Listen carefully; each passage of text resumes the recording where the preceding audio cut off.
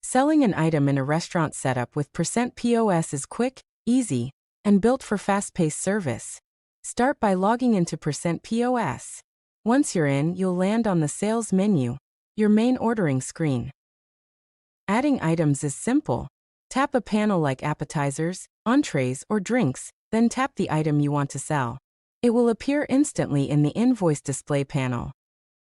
If your location uses kitchen or bar printing, tap Send to instantly forward the ticket to the right prep area.